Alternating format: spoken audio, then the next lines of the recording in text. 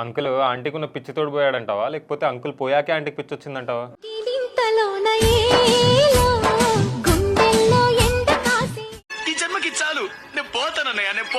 చూస్తుంటే aunty reels పిచ్చికి uncle rest in peace అనుకుంటా. ఇదిగో ఈ రీల్ ఎవరైనా చూడొచ్చు కానీ టీచర్స్ మాత్రం చూడకూడదు. What a vision, what a thought. ఎగ్జామ్లో చీటింగ్ ఏమో కానీ ఎగ్జామ్ అయిపోయారు వాళ్ళు బతుకుంటే చాలు. అవును, ఇంతకీ నీకు మొన్న జ్వరం ఎందుకు వచ్చింది? ఓ అదా, మొన్న బిర్యానీ తినలే, మేబీ దాని ఎఫెక్ట్ ఏమో. బిర్యానీయా? ఎందుకంత షాక్ అవుతున్నావు? బిర్యానీయే కదా. కొంప తీసి నువ్వు ఆ బిర్యానీ తిన్నావేమో అనుకున్నా.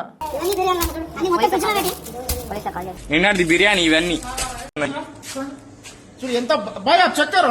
ఆ బిర్యానీ తింటే రాకపోయేవాన్ని కానీ. అవును కుమారి, నాకు డౌట్, ఇద్దరు ఆడోళ్ళ మధ్య రిలేషన్ ఎలా ఉంటుంది అంటావు? ఏముంది, నచ్చితే ఫ్రెండ్స్ అవుతారు, లేకుంటే పగోళ్ళు అవుతారు. ప్రేమికులు గారంటావా? ఏం మాట్లాడుతున్నావు? చిప్పు దొబ్బిందా? దుబ్బింది నాకు కాదు, అటు చూడు. ఇదెక్కడ కర్మరా బాబు, ఈ అరాచకాలు చూడలేక చచ్చిపోతున్నావు. ఆ అరాచకం పక్కన పెట్టు, ఇంకో అరాచకం ఉంది చూడు. అప్పట్లో ఒక వార్త విన్నాం, గుర్తుందా? ఒక యాక్ట్రెస్ వాళ్ళ మదర్కి ఒక కన్నుకు చేయాల్సిన ఆపరేషన్ ఇంకో కన్నుకు చేశారు. ఆ డాక్టర్ యొక్క వారసులు ఇప్పుడు దొరికారు చూడు. ये जो एक्सरे देख रहे हो इसके पैर का अंगूठा का उंगली टूटा हुआ है सदर अस्पताल में अंगूठा छोड़ के. ఊరు నాయను, అర్జెంటుగా హాస్పిటల్ అడ్రస్ ఏంటో తెలుసుకోరా, మనం జన్మలో వెళ్ళొద్దు అక్కడికి. హాస్పిటల్ అంటే గుర్తొచ్చింది, ఐరన్ డెఫిషియన్సీ ఉంటే ఫుడ్, ఫ్రూట్స్, మెడిసిన్స్ ఇవన్నీ టైం మనీ వేస్ట్ అనుకున్నాడేమో. ఇలా చేస్తే డైరెక్ట్ ఐరన్ బాడీలోకి పోతుంది అనుకున్నాడో ఏమో.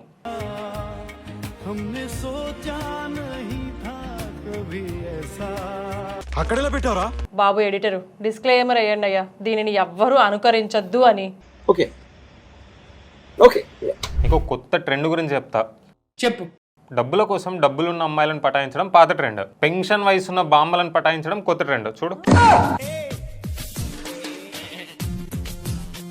ట్రెండ్ అంటే ఇది. నువ్వు హ్యాపీయేగా? మీరు సిగ్గుపడకండి. ఏదేమైనా ఇలాంటి వాళ్ళని చూస్తే మెచ్చుకోకుండా ఉండలేవబ్బా. మెచ్చుకోవడం అంటే గుర్తొచ్చింది, చూడు.